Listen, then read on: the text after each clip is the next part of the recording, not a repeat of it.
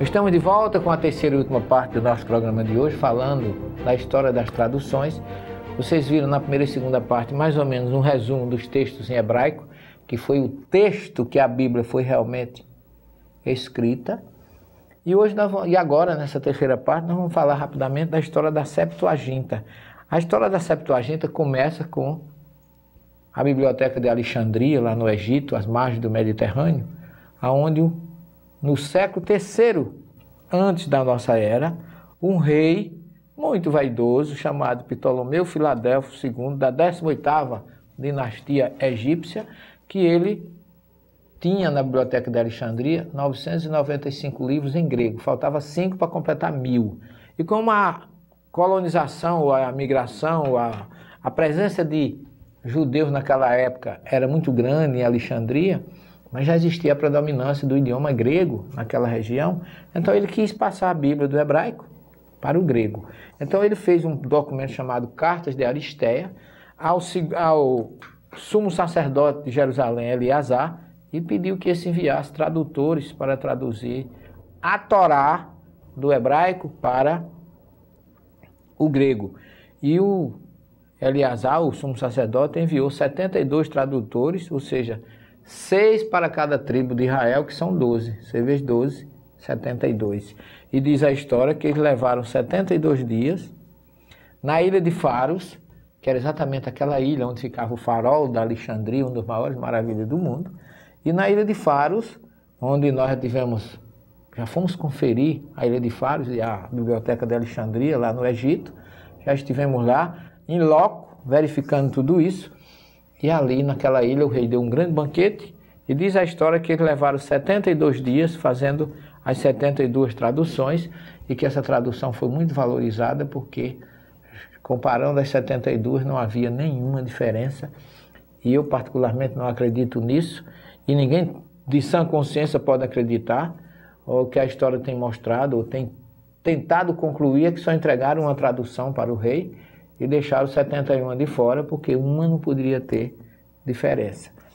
Porque os rabinos, com essa tradução, eles disseram que a terra se cobriu de trevas por 3 noites, por 3 dias, porque a Torá não poderia ser transferida para outro idioma, e que a tradução da Torá para outro idioma foi semelhante à construção do bezerro de ouro na planície do Sinai. Foi um sacrilégio, porque são línguas diferentes.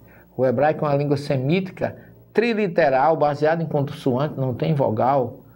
O grego já é uma língua da família das indo-europeias, ocidentais, enquanto o hebraico é oriental e o ocidental. O hebraico não tem vogal, o grego tem 7. E para passar um idioma desse para outro, o grego tem declinações, neutro, acusativo, genitivo, seria muito diferente ou praticamente impossível. E essa tradução veio e ficou, e quando chega no ano de 384 da nossa era, já existia a Septuaginta e o Novo Testamento em grego. Então o Papa de então, Dámaso, convida o seu secretário Hierônimos, que era Jerônimo, que diz que Jerônimo conhecia hebraico, grego e latim, e o Papa pediu a ele que fizesse uma tradução do Velho e do Novo Testamento, juntando os dois, que só tinha o Velho em grego e o Novo, mas não tinha uma Bíblia só com o Velho e o Novo juntos. E a primeira Bíblia que surgiu foi a Vulgata.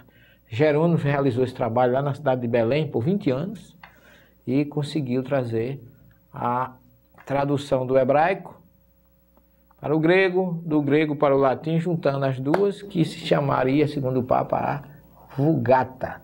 Significa advogada, para que todos tivessem acesso. Diz a história que o próprio Santo Agostinho fez uma carta para Jerônimo dizendo: eu preferia tu interpretando os salmos do que traduzindo a Bíblia. Mas Jerônimo fez uma carta ao Papa dizendo que da velha obra tu queres que eu faça uma obra nova. Que pensarão aqueles que conhecem os textos antigos quando virem os textos novos? Com certeza me chamarão de sacrílego, mas como é Vossa Santidade que está mandando, eu obedeço.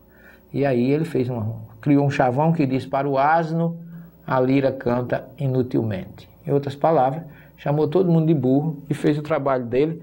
E o trabalho dele, depois que saiu, foi muito contestado. E aí a Bíblia de São Jerônimo em latim foi proibido pelos papas a sua leitura, para que ninguém soubesse comparar o texto antigo, como bem previu Jerônimo, com o texto novo. E a consequência disso, meus queridos irmãos, é que hoje nós temos a Bíblia em hebraico, em grego e em latim.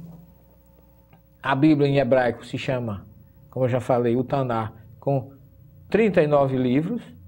A Bíblia protestante tem 39, mais os 27 do Novo Testamento, 66. E a Vulgata com 73. E daí nós temos as diferenças entre a Bíblia hebraica, entre a Bíblia protestante e católica. A católica tem 7 livros a mais, que são o livro de Tobias, Judite, primeiro e segundo livro dos Macabeus, o livro da sabedoria, o livro eclesiástico e Baruque. Se você não souber diferenciar em português uma Bíblia católica de uma protestante, procure o livro dos Macabeus, que se tiver, é católica, se não tiver, é protestante. Então, vocês observem que a história da tradução envolve uma série de fatores que nos levam a refletir e que nós vamos, nos próximos programas, mostrar o que os tradutores fizeram com alguns exemplos dessas traduções para que vocês possam tirar as conclusões de vocês. O nosso programa não é para destruir a religião de ninguém, mas para que, como nos ensina o Espiritismo, é melhor negar a nova verdade do que aceitar uma mentira. Nós estamos aqui trazendo não contestações, porque a Bíblia, eu não vejo nos textos originais erro na Bíblia. Eu vejo erro nas traduções. E é isso que eu quero mostrar, que você tem que refletir, porque há muitas contradições de um versículo para outro e que elas no original não existem. Existem nas traduções. E que isso fique para a sua reflexão. Esteja conosco que vamos continuar no próximo programa a apontar agora, depois dessa história, o que os tradutores fizeram nas suas traduções, usando os textos sagrados de acordo com a sua convicção e com o seu entendimento. E que não é assim que tem que ser feito. Fique com Jesus, nosso mestre e amigo, esteja no coração e no lado de vocês. Até o próximo programa, se Deus assim o permitir, e muita paz para você.